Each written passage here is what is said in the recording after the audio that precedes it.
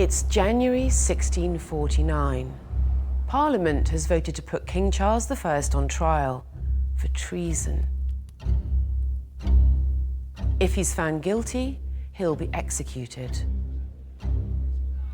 Parliament are demanding that Charles be made to pay for his role in the conflict of the Civil War. But how will the people of England react when the news is made public?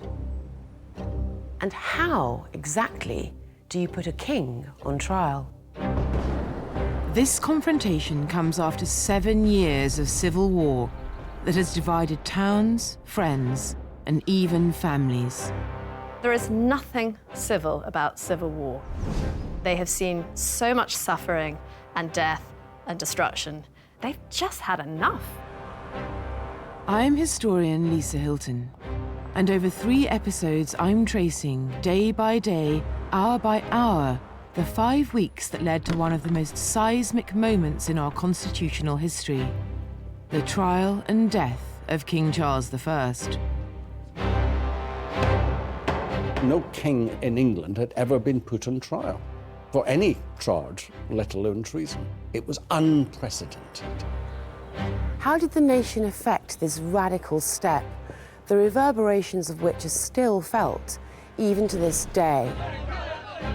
What they did do, change English law and politics forever. Hidden within these weeks are the chance events, secret manipulations, and revolutionary actions which led to this ultimate decision. How did a country kill its king?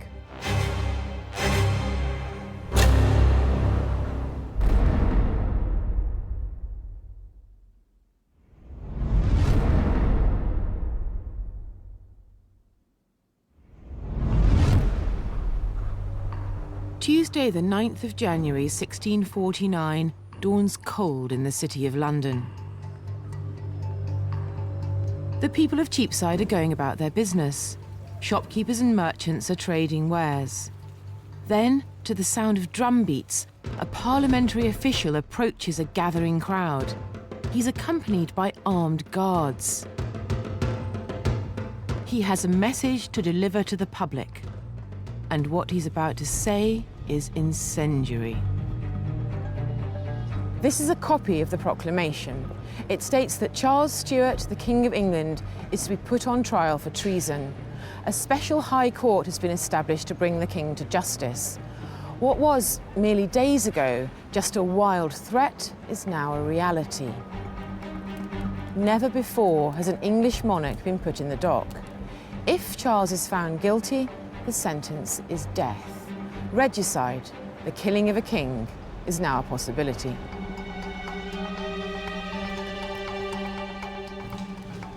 For centuries, the idea that kings and queens are anointed by God has been the very basis of monarchy. The English people have accepted and obeyed the king's divine power. And this is the most significant symbol of that relationship. This is the Great Seal of England, imprinted in wax and attached to the Royal Charter of the Worshipful Company of Clockmakers. It is such a special object to be close to. It's completely intact, and you can really see the refinement and definition of the sculptural relief. It's much more than a functional symbol. It's really an artwork in its own right. It shows Charles I enthroned, a very regal symbol that was designed to impress. This is the principal seal of royal authority, attached to all the most important state documents as a guarantee of royal assent. It's part of a tradition that goes back to before the Norman conquest, a visual statement of the monarch as the ultimate legal authority. Tradition also has it that when a monarch died, the silver moulds used to make such seals would be broken up by the newly enthroned monarch. On the same day as the proclamation about the king's trial is made, Parliament takes another bold step. The House of Commons on the 9th of January voted that the Great Seal of England should be destroyed and a new one made, and they start to think over the design of the new one. This is the Great Seal of the Commonwealth of England, attached to the charter of the Worshipful Company of Frame Knitters. Only a fragment of the original survives, but in this replica, you can see that it depicts the interior of the House of Commons. Instead of a king enthroned, it shows the Speaker in the chair. The smashing of Charles's seal is therefore a hugely symbolic act. No seal means no power over the people. We are still a long way from killing a king, but the destruction of his seal is ominous. Cromwell has decided that Charles is a man of blood and has to be brought to account in some way. That doesn't mean for a moment that he thinks Charles should be executed. Cromwell is a conservative by nature. Whether or not Cromwell intends Charles to die, England is contemplating a future without a king. There's been no talk of choosing a relative, perhaps his youngest son, to rule in his stead. This is a significant silence. I think the monarchy is on trial at this point as well. It's not just Charles. And I think the army has convinced itself, or a lot of the army has convinced itself by 1649, that a republic is possible. I think it's definitely something which is there. It's definitely a possibility. And I think a lot of the army has already become convinced about it. There are some out-and-out Republicans who want to sort of throw a wrecking ball at the monarchy, but there aren't that many. I think most of them, it's about religion. It's about bringing the king to justice, and they see him as this man of blood. You know, they look at the Book of Numbers, and they think that the soil has been defiled by blood, and that only by the blood of he that caused it, i.e. Charles, can they start to be cleansed, can they start to move on? And I think that's mainly the opinion rather than the Republic. They're not looking to destroy the monarchy. But where do the people, Charles's subjects, stand? As the proclamation is read out across London, news of the trial spreads throughout the city. It's on record that the crowds are without violence, injury, or affront. No cheers of support, no cries of protest. A strange neutrality prevails. What is certain is the public are worn down, exhausted and resentful after years of civil war. A foreign visitor comments that a people who've formerly been friendly and good-humoured are now melancholy, spiteful, as if bewitched. The day after the order is given to destroy the king's seal, the date of the trial is set for 10 days' time.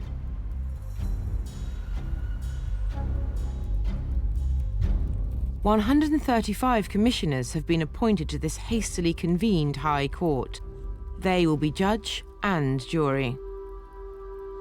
They're summoned to meet at the Painted Chamber in Westminster Palace to make preparations for the trial."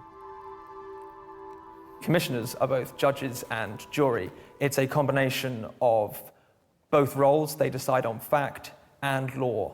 So they decide on all aspects of the case and all aspects of the trial. They are needed for legitimacy. They are needed to emphasize that this isn't the decision of a single individual, nor a single judge, not a single politician, but a collection of military men, a collection of legal men, a collection of people. It's a people's decision.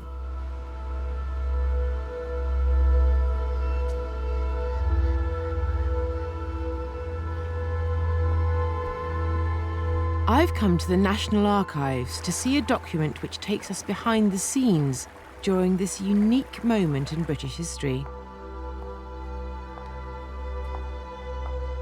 The first and only time a king is put on trial. I'm just captivated by this document. Here, in pen and ink, are the minutes of the Commissioners' meetings in the Painted Chamber. It opens with a copy of the Act of Parliament that's just been passed to try the king, in which Charles is accused of having a wicked design totally to subvert the ancient and fundamental laws and liberties of this nation, and in their place to introduce an arbitrary and tyrannical government. The Act is followed by a list of court commissioners who attend the meetings in the Painted Chamber. Here's the list of commissioners on the 10th of January, and that's Cromwell's signature first. On the first day, just 54 of 135 appointed commissioners appear. On the second day, just 46 members show up. That's 89 missing commissioners. Support for the trial seems shaky, to say the least. When Parliament appointed commissioners, it did not ask them first if they wanted to be commissioners, it named them. It named 150 originally, then 135, but made a quorum of 20. That meant they knew that most of these people would not take part. So it came, that's why they had so many, because they knew they had to get some. Cromwell must convince some of the country's most high-ranking legal minds that the trial is lawful. The doubters insist that neither Parliament nor the army have the authority to try the king. Only God can judge a king. Anyone else who does so is committing treason. The commissioners have a monumental task ahead of them. They must chart completely unnavigated legal waters in order to pull off something that's never been done before, the trial of a monarch who's usually above the law. They must prepare their case wrestling with the legal details in order to present the trial as legitimate and legal. If they fail, it's game over. And with just 10 days to go, the commissioners are working round the clock. This is new ground for everyone, and there's uncertainty even at the centre of the action. I think there are a number of people who are quite uncomfortable with the way things are going. And I think that's partly because there's a sort of deep assumption of monarchy being at the centre of the English constitution, even amongst the kind of diehard parliamentarians. The other thing that is definitely causing consternation is that it's very clear that this is being driven by the army. And that involvement in the civilian government is something which makes people very, very uncomfortable. These misgivings are shared by Cromwell's colleague, Sir Thomas Fairfax. He's the man at the head of the army.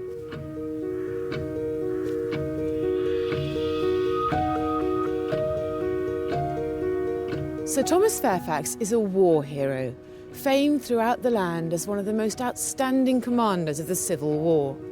As Lord General of the new model army, he's led Parliament to many victories. He's been instrumental in defeating the Royalist forces and capturing the king. Now, the final battle of the Civil War is being fought out not in the field, but in the chambers and corridors of Whitehall. Fairfax has overseen Cromwell's rise within the new model army and counts him among his most trusted friends. And so what was Cromwell's personal relationship with Fairfax like? To begin with, extremely good. And there are lots of personal letters between them. And Cromwell always does the courtesy of handwriting them. By the middle of the 1640s, he's using secretaries, except when he writes to his family, immediate family, and when he writes to Fairfax, which I think is a sign of respect. Or intimacy, even. Even of intimacy. But as Cromwell's power increases, Fairfax becomes unnerved. We know he attends the first commissioners' meeting, but by January the 11th, he's notable by his absence. When it comes to the decision to put the king on trial, Fairfax is irresolute. It's not that he's opposed to it, he simply can't bring himself to really go through with it.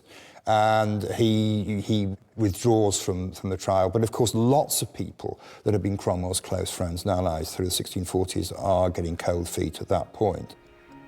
If Fairfax himself seems to lack resolution, his wife, Anne, is a force to be reckoned with. She had followed her husband into battle against the Royalists and had even been taken prisoner. She's fearless. At heart, they're both Presbyterians, moderate Puritans. They do desire spiritual reform, but not at the cost of the king's life. Fairfax's absence is a huge blow for Cromwell. I mean, personally as well as politically, they'd made a really good team. And it's obviously terrible for army morale if the head of the army is not seen to be supporting them. I don't think Fairfax has quite the providential mindset that Cromwell has, and he's not prepared to go through on the deal or no deal scenario that is ultimately the trial of Charles I. And he has almost nothing to do with it, and he washes his hands of it. Moderate Puritan MPs expelled from Parliament implore Fairfax to take action to stop the trial. This is a copy of a letter written to Fairfax by one of the excluded MPs, Ned Harley. In it, he condemns the army's actions and begs Fairfax to intervene. Their evils for want of your prohibition will become your guilt, he writes. He goes on, a general's words cannot be other than commands. Fairfax is their general after all, so why does he not command the army to stop the trial? Fairfax has serious clout. You know, if he wanted to, he probably could have stopped this, possibly anyway, but it would have divided the army. And you know, he loves his men. He commands real loyalty with them. They have fought under him, and he doesn't want to undermine them publicly. So, yes, Fairfax probably could have done more. You know, he comes across as quite spineless, a bit of a Pontius Pilate, but I have quite a lot of sympathy for him. I think there's real anguish there. Despite the absence of Fairfax, trial preparations continue. But when another commissioner voices deep reservations about the legality of a trial, Cromwell snaps. This letter from Algernon and Sidney recalls a furious exchange with Cromwell. Although a staunch Republican, Sidney is vehemently opposed to the trial. He tells Cromwell that the trial is not legal. Firstly, because the king could be tried by no court, and secondly, that no man could be tried by that court. Cromwell is outraged. He responds with much heat, "But I tell you, we shall cut off his head with the crown upon it." In hindsight, it's tempting to see great portent in Cromwell's outburst. After all, we know how this ends. But at the time, nobody knew if this was a revelation of policy or just a flash of temper. Perhaps not even Cromwell. Cromwell is a born negotiator, both in his military and his political career. And the trial of the king is a further negotiation as to what the king becomes. It's been called bargaining with menaces. I think that Cromwell would rather that Charles submitted to the court. It would have made life a great deal easier. That was definitely the preferred option. But Cromwell was prepared to cut off Charles's head if he did not submit to the court.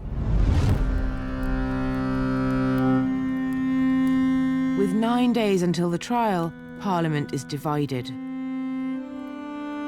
The king's fate hangs in the balance. The remaining commissioners are still battling to pull together their case against the monarch. And if anyone is seriously thinking of freeing Charles, they really should get a move on. With the trial of the king the principal topic of conversation, his subjects are hungry for news. But news can be dangerous.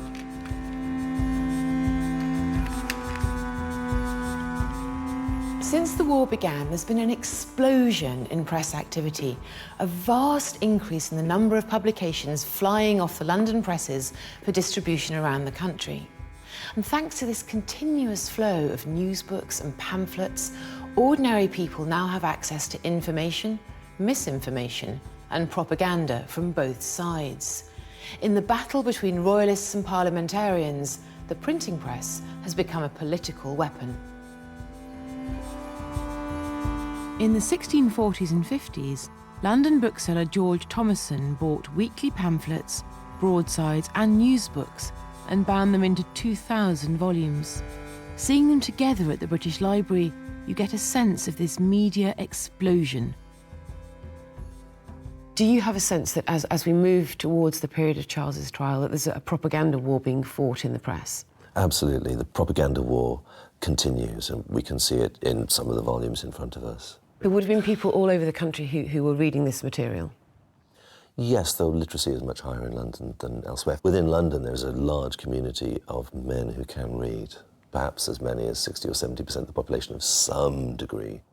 Let's start with this one, the moderate. The moderate is aligned with the levellers. Procrastination in peril is the mother of ensuing misery, and delays oftentimes bring to pass that he which should have died kills him which should have lived. Yeah, he's being very circumlocucious. It's not a catchy headline, is it? It's quite abstruse. Then it reproduces a letter from Windsor Castle that's quite unsympathetic to the king. We find his discourse of late very effeminate and talking much of women, which he is sure for the most part to bring in at the end of every subject. And I think this is part of an attempt to kind of suggest both his frivolousness, but also perhaps his susceptibility to influence by his wife, the Catholic Queen. Moving on to this one. So this has a much more grand title. So here we have Mercurius Pragmaticus, communicating intelligence from all parts, touching all affairs, designs, humours and conditions throughout the kingdom. That's a fairly broad brief, isn't it? And as you can see, it kind of begins with a poem. So that's another contrast. Here we have a poem, and here we have, yes, a very prosaic and prolix introduction. So the Royalists had poems.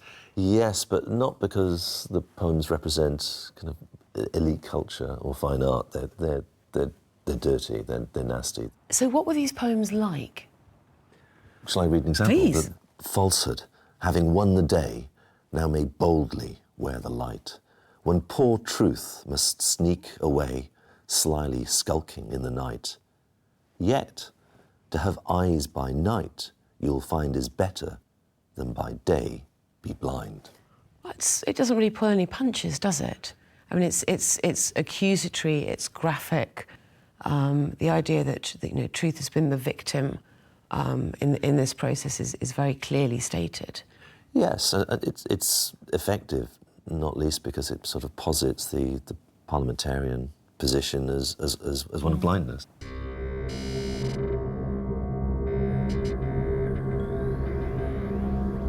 From political scaremongering to predictions of the end of the world, both sides create a climate of fear. Against a backdrop of conflicting opinions and deep divisions, the public speculates on the king's fate. It's a war of words. Who's winning the hearts and minds of the people? In London, what will happen is that a newspaper, a piece of propaganda will be printed. Someone will take it to the alehouse and they will read it and share it between loads and loads of people. And it won't just be men reading it. They will discuss it with their wives, and their wives will have an opinion, and their sons will have an opinion, and their daughters will have an opinion. The king himself is entirely ignorant of these passionate debates. Since he was informed of his trial, he's heard no more. No newspapers, no letters. He doesn't know if he has the public's support.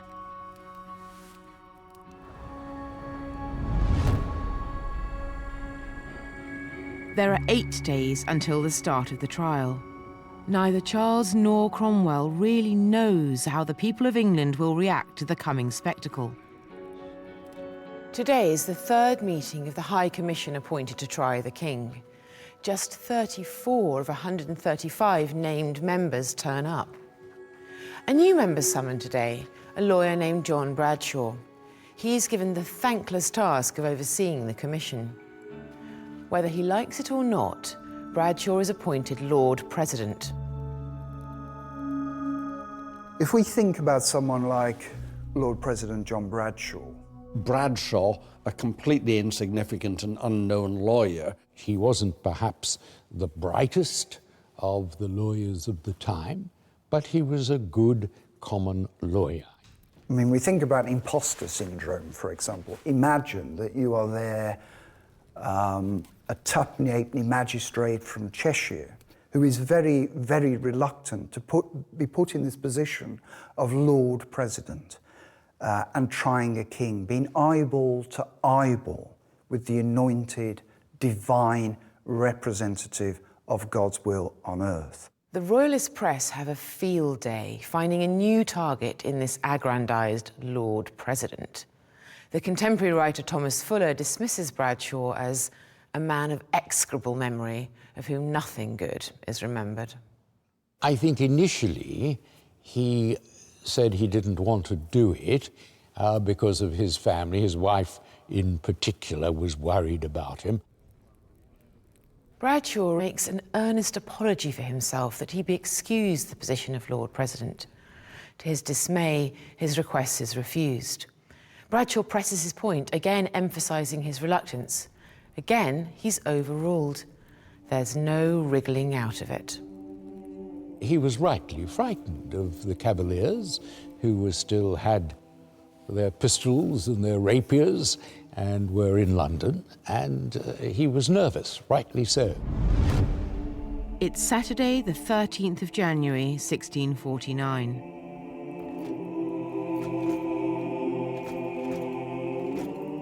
There's just 1 week to go before the trial. The commissioners fear their lives are at risk. Royalist factions could mount a terrorist attack, and Parliament is on high alert. The vaults beneath the chambers where the judges sit are searched for explosives and sealed. With the foiled plot of Guy Fawkes a recent memory, this threat is very real. London is in lockdown. It's a huge security operation. This is the trial of a king. It's never happened before. And the people of London are in a state of great uncertainty. They're fearful, they're edgy. What is going on? Is the king going to be assassinated? Is he going to escape? Is there going to be civil war? Is there going to be invasion? I mean, what is going on? The times are entirely unprecedented, and really anything could happen.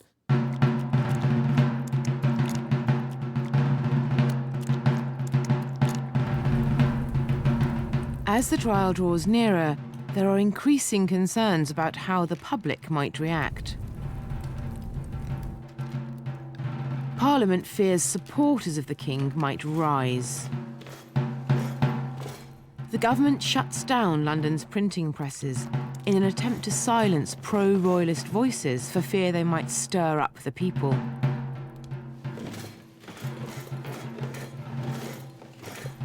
There's one piece of royalist propaganda that's particularly dangerous for Parliament. Publication is imminent when parliamentary forces raid a London printing house and destroy it.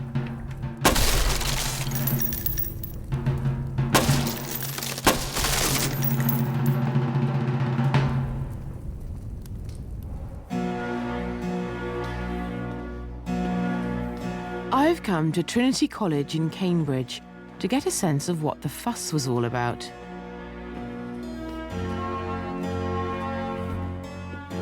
This is the Wren Library, home for the last 300 years to some of the most precious books in England.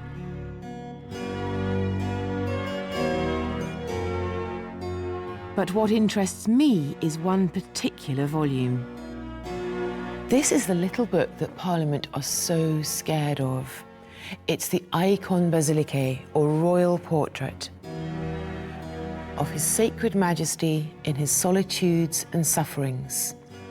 This claims to be the spiritual autobiography of Charles I, an account of his personal feelings, his religious beliefs, and his justification for the war. Though Charles was not the author, it is accepted that the text was compiled using his own writings. It was made with the king's blessing, and it had been his intention to have it published before the trial. Touching it, the first thing that comes to mind is how tiny it is. It can easily be slipped into a pocket or hidden under a cloak. This book is contraband. It's dangerous. It's the product of a police state. Reading something like this could be very dangerous. Inside it becomes even more insurrectionary.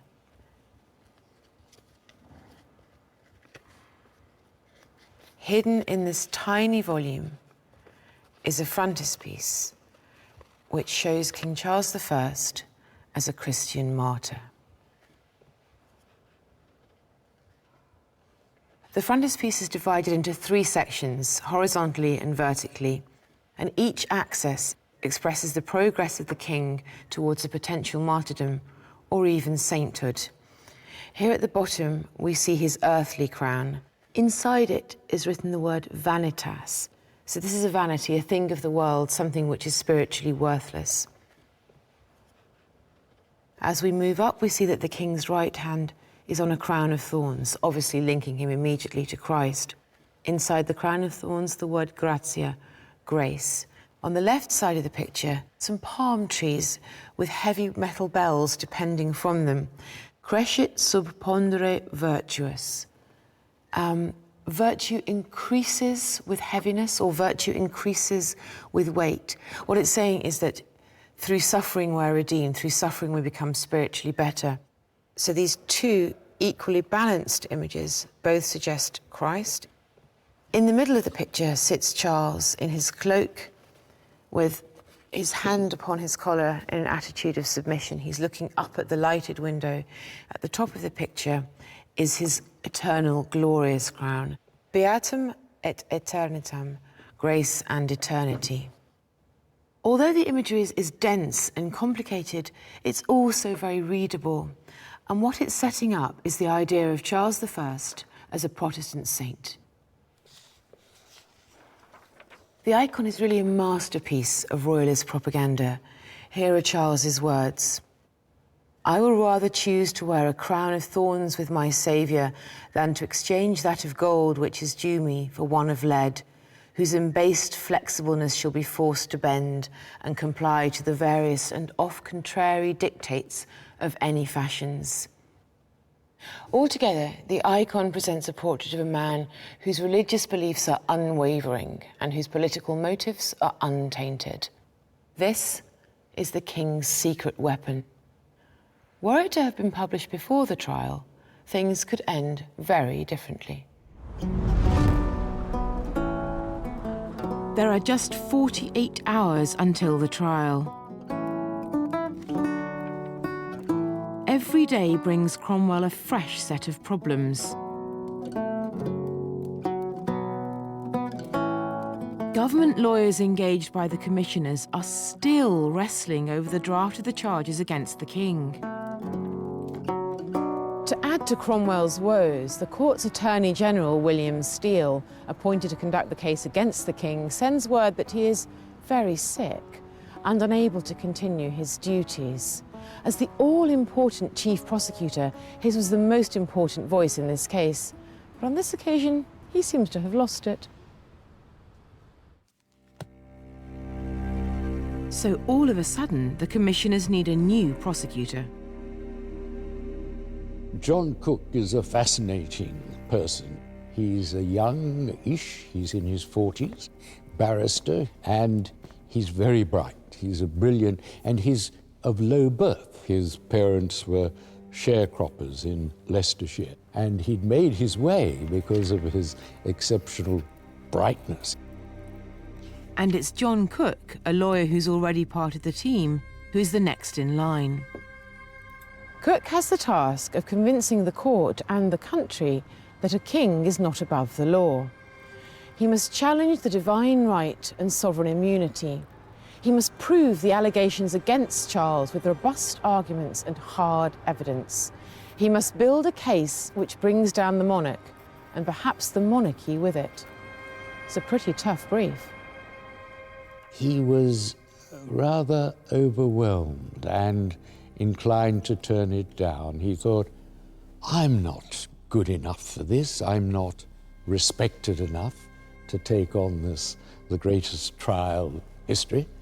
And then his religious fervor overtook him. He said, well, maybe God is working through me to show that even the most humble barrister can be the agent of bringing down a tyrant. The charge sheet has been going back and forth for days as the government searches for the perfect form of words. Cook and Cromwell have less than 48 hours to get it right. It's rejected, revised, and rejected again. They're flailing around. They're not coming up with the right language for the charge. They haven't solved the problem of how you can prosecute a king. It had been to and fro before the commissioners. It was too wordy. What they wanted something much more short and snappy. And so Cook, in consultation with some of the commissioners, including Cromwell himself, finally drafted a tighter document. Charles is to be charged in the name and on behalf of the people. This is a key phrase. Cromwell and the Commissioner's dilemma has always been how to try a king if he is the embodiment of the law. If you take an understanding of English law and the English legal system as it stood at the time, it is quite hard to justify the trial of a king. But crucially, the safety of the people is the supreme law, and that trumps everything. And there's a really interesting metaphor which gets used, which is, imagine you're on a ship. Now, obviously, if you're on a ship in the 17th century, then the structures of the government of that ship are very, very hierarchical, very, very strict. You can't launch a mutiny against the captain. But what if the captain is driving it into some rocks and he's going to kill everyone? Then, of course, it becomes completely understandable that you have to mutiny against that captain and get rid of them. So that's how this kind of thing could be justified. It's a case of Charles being a danger to the people, so the natural thing that you should do is you should get rid of that danger, otherwise lots more people will die. Throughout this crisis, there's one government body that's been a thorn in the side of the Commons, the House of Lords. The Lords have been blocked from the proceedings for voting against the trial, but they try another way. They try to thwart the High Court by preventing the use of the chosen venue, Westminster Hall. The Commons swat the Lords away, declaring that they are the supreme power in England. Westminster Hall is chosen because it's the centre of public justice in England. It's where the law courts are held. It's where the most high-profile trials have taken place. Symbolically, doing it there is a way of suggesting continuity with the English law as has gone before. And as much as it is a radical departure, it is kind of unlawful. I think this is a way of trying to kind of paper that over a little bit. The 19th of January is the eve of the trial. The royal prisoner is moved from Windsor to London. He's heavily guarded for fear his allies will mount an escape attempt.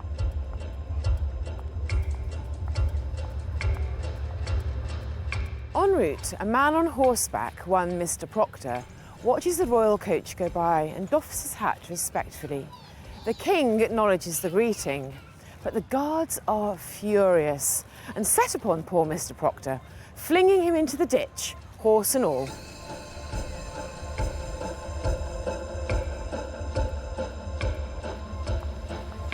The soldiers shed no tears for Charles's predicament. They blame him for all the hardships that have been imposed on them and their families.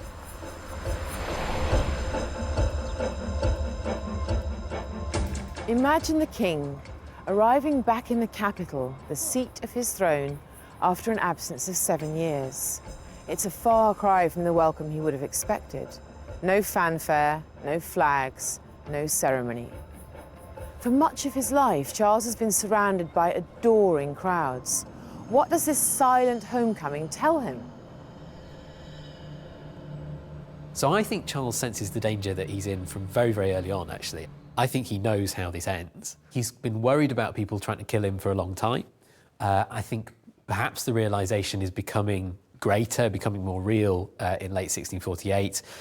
I don't think in early 1649 he thinks that he's going to get out of this.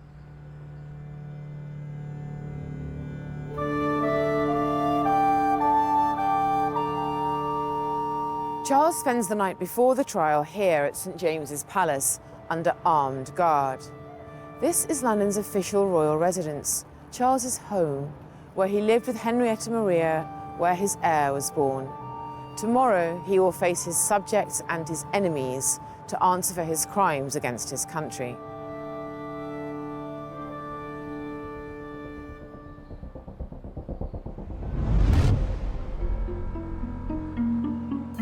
It's the 20th of January. The day of the trial has come. Charles's barber arrives. But this is a barber provided by Parliament. Charles is nervous that this could be an assassination attempt. As a means of getting rid of a troublesome monarch, it has an obvious appeal. Assassination would have been so much easier, and it's happened before with kings, Edward II, Richard II, Henry VI. If you simply assassinate Charles, everyone will know that you've done it. You know, you can't just, pretend that something terrible has accidentally happened. That's the point. They don't want a grubby murder in a castle. They want this to be out in the open. They want this to be as valid as possible. And it's something the army and Cromwell are proud of. They think this is a glorious thing, that they can bring a tyrant to justice. They also want to justify it before God as well, and I think they know, or their view is, that God is, God may well have decided against monarchy, but God is definitely not in favour of extrajudicial assassination. Cook and the commissioners are working up to the wire. With just hours to go, they're still tweaking the charge against the king. Cromwell is nervous.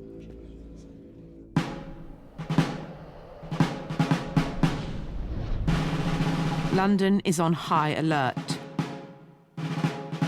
The Tower of London supplies arms and armour for the 1,000-man guard charged with preventing rebellion or a royal rescue attempt. This is a display of military might, a clear message to the king and the people that the army is in charge. The commissioners might be running the trial, but it's military muscle which is enforcing it.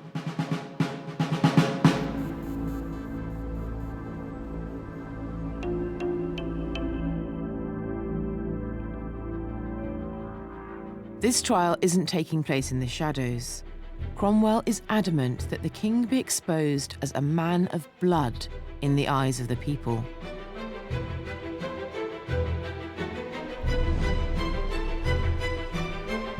There can be no venue more suited to this than Westminster Hall. Built in 1097, it's one of the oldest buildings in London. Having fought off the Lords' attempt to block its use, the hall is given over to what, for once, it's a gross understatement to call the trial of the century.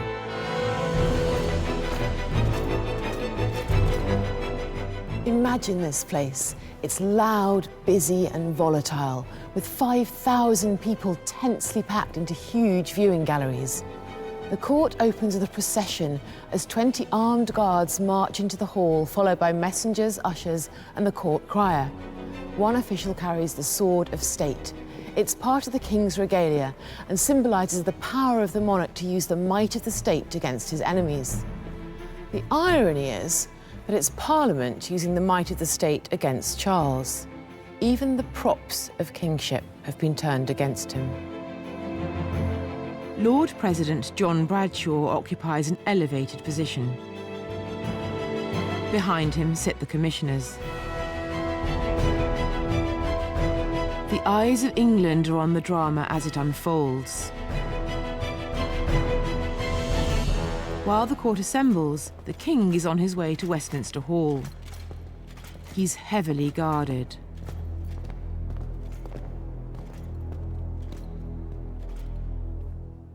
There's great tension in the hall. Nobody knows quite what to expect. This could easily go the king's way. The court crier silences the bustling courtroom and asks each commissioner to stand and answer his name. The first on the register is Sir Thomas Fairfax. His name is called. There's silence. A masked woman shouts out from the crowd, "He hath more wit than to be here." The protester is Lady Fairfax. She does something that her husband doesn't dare to do. She speaks out to oppose the army, the court, and Cromwell. She's an indomitable woman.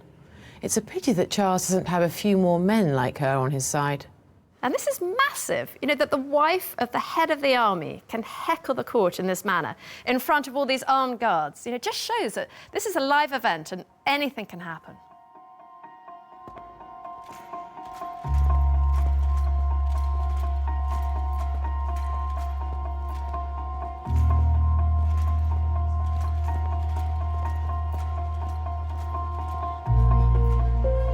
The most important trial in history is about to begin. The king takes his seat right here. This trial will determine the power, authority, and legitimacy of the monarchy forever. It's going to be a high court drama like nothing the world has ever seen. It must have been really disorientating for him. He sits down, he's got the crowd and the guards behind him. He can't see them, he can only feel them and hear them. And in front of him, he's got all these people that he barely recognizes. He's got no legal counsel, it's just him. John Cook stands. The charge sheet he's holding is the result of days of intense and exhausting work. This is the biggest moment of the young lawyer's life. And as Cook is starting his opening speech, the king picks up his cane, which has a beautiful silver tip, and bangs the barrister. "Stop," he says, "hold." And Cook carries on, and then Charles prods him again. Cook ignored him. He poked him again. Cook ignored him. He then did it more firmly. Bang comes the cane, the king striking the barrister. And then the tip, the silver tip of his cane, falls off and it rolls on the floor. And Charles looks at Cook as if, you know, pick it up. Cook refuses and continues his opening speech. And in view of thousands of his subjects, the king steps down at the barrister's feet and almost groveling to scrabble around on the floor to find the silver tip of his cane. The symbolism couldn't have been worse. This is the king bowing before the majesty of the law, not the other way round. And many people saw it as a bad omen. And this is the moment, this is one of the most important moments in British history, when the people see their king beneath the law. However high ye be, the law is above you.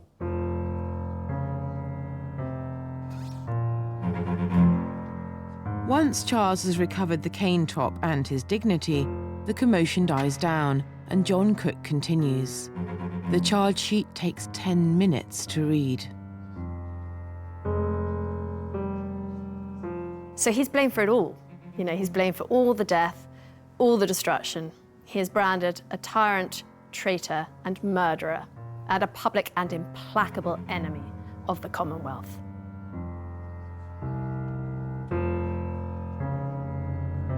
This is the first time Charles will have heard the treason charges in full. He's trying to keep us cool. He's looking at the judges, he's giving them a hard stare. But when he hears those words, tyrant, traitor, murderer, he laughs out loud. And this is a mistake because he is treating the court with scorn. Lord President Bradshaw instructs the king to answer the charges. The king pauses. Then he plays his card. Charles responds. First, I must know by what power I am called hither before I will give answer. By what authority? I mean lawful authority. Remember, I am your king, your lawful king. I have trust committed to me by God. Charles refuses to plead. He refuses to acknowledge the legal authority of the court. He states that he is king by divine right, and no power can remove him from his God-given position. The legitimacy of the court hangs in abeyance. The king was expected to plead guilty or not guilty. He refused to plead. This was the most sensible thing he could possibly do, because he was then throwing back at the tribunal the problem that they always recognized. How can we try a king legally?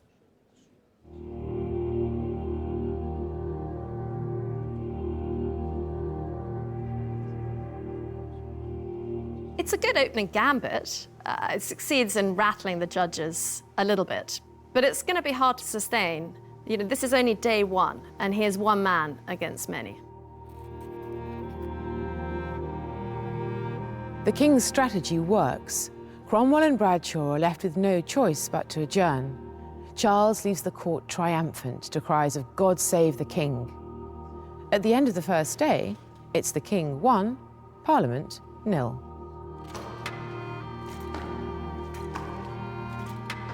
On the first day of his trial, Charles wins the contest completely. The commissioners have to withdraw. They are nonplussed by what happened. He flummoxes them. And they knew that this was going to happen. Cromwell had already anticipated that Charles would deny the authority of the court, and that's precisely what he did. And they still had got a good answer to him, because there wasn't one. On the other hand, the trial is underway. It looks like a real trial, and they've got the bonus of the king grappling for his silver tip.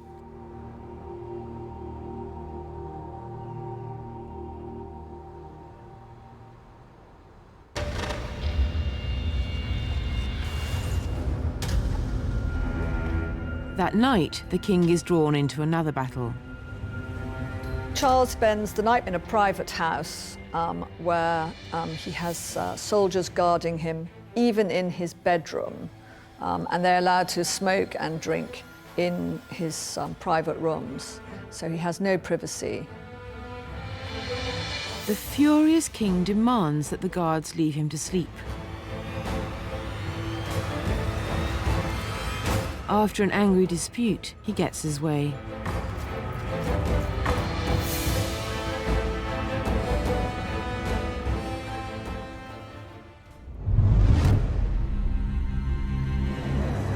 It's day 2 of the trial. On day 2, the most important thing is that there is a day 2. In English criminal history, there usually wasn't a day 2. Trials all had to complete within one day. Westminster Hall is so noisy that Lord President John Bradshaw orders silence on pain of imprisonment. On the first day, the king had refused to plead to John Cook's charges. The court has no right to try him, Charles maintains. This is a problem for Cromwell and the commissioners, but potentially an even bigger one for Charles. The punishment for refusing to enter a plea is to be pressed to death. It's a medieval punishment, and it's not obsolete. You know, as recently as Elizabeth I's reign, a woman was pressed to death. She was ordered to lie down on a sharp stone. A door was placed on top of her, and 700 or 800 weight was put on top of that until she was crushed to death. Nobody wants to see that happen to the king. Again, Charles refuses to plead. In justification, he plays a trump card. He aligns himself with the people. Charles explains that if he can be legitimately tried by the self-appointed court outside of conventional jurisdiction, then it could try anyone. No one is safe. If power without law make any laws, I do not know what subject in England can be sure of his life or anything he calls his own. It is not my case alone, but the freedom and liberty of the people. In refusing to recognise this court, then, Charles claims he's acting to protect his people.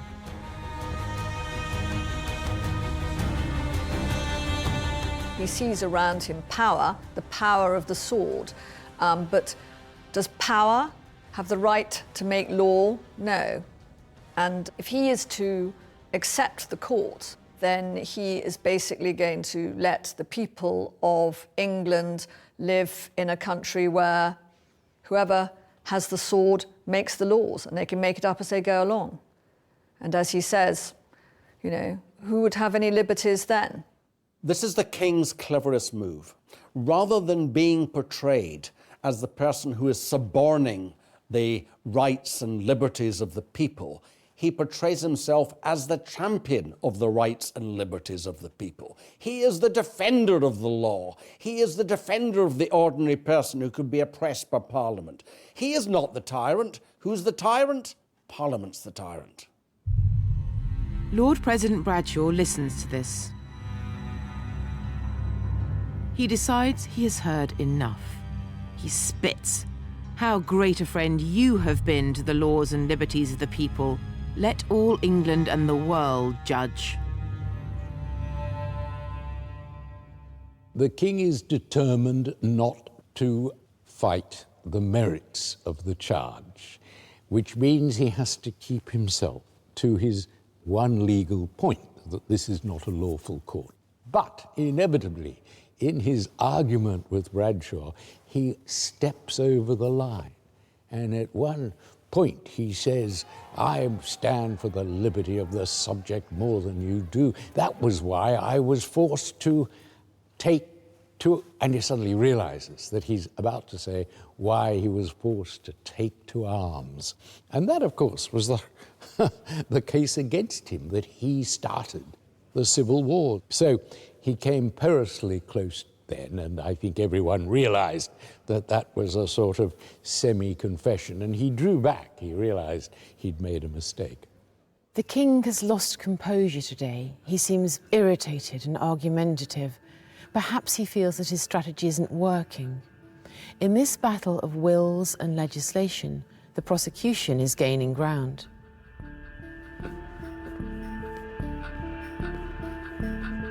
Next time, Parliament battles to break the legal stalemate. Its central message was that no one is above the law. But the threat of a treason charge still hangs over those who would convict a monarch. It speaks volumes about what a radical thing this really is. And as the bitter end draws near, not even Parliament is ready for the consequences. It is just an extraordinary thing that they rushed this legislation through minutes before the blade was going to chop the king's head off.